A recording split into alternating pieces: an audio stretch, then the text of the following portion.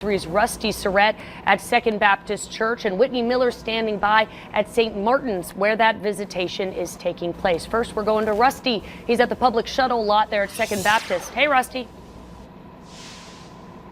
Hey, Kathleen, like you said, the viewing services go until midnight, so if you're watching this from home, you technically still have plenty of time to come down here to Houston. But if you do that, you have to know that there's only one way in and one way out of St. Martin's Church, where the viewing services are at. So here's how it works. You'll first come here, park your vehicle here at the Second Baptist Church in West Houston, near I-10 and 610. You'll then go through some security, and then you'll board one of the many City of Houston buses. From there, you'll get a police escort down the street to St. Martin's, about 3 miles away, and that's where the viewing is.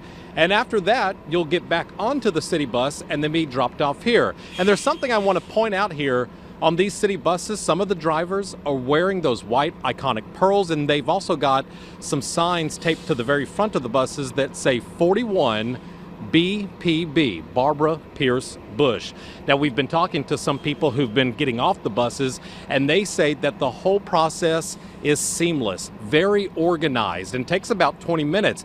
In fact, they've got so many city buses out here that they're shuttling about 2,000 people an hour to St. Martin's. That is where News 3's Whitney Miller is standing by this afternoon, and she continues our team coverage today. Whitney?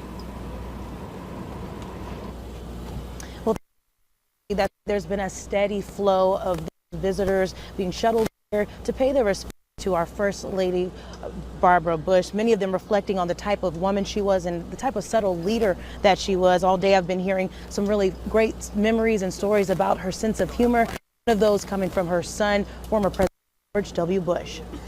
One of the things that tended to enrich our conversations with her needling me and me needling her. And so she was needling me, and the doctor walks in. Nice, pleasant woman. And Mother said to the doctor, "Do you want to know why George turned out the way he turned out?" And the doctor kind of looked, somewhat perplexed and nodded her head. And Mother says, "Because I drank and smoked when I was pregnant with him."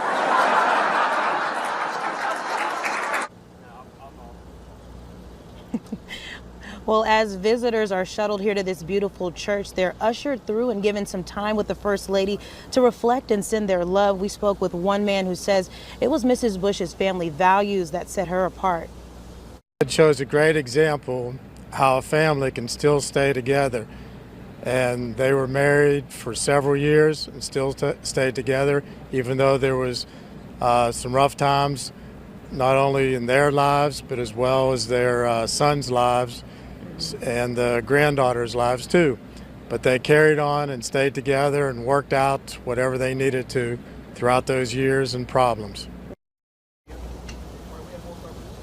Now, as visitors leave, they're given one of these cards with a beautiful picture of Mrs. Bush, and on the back is a quote that reads in part, "The things that matter are family, faith, and friends." And that's just a testament to the type of person that Mrs. Bush was and what she meant to the people of Texas. For now in Houston, Whitney Miller, News 3. I'll send it back to you, Kathleen.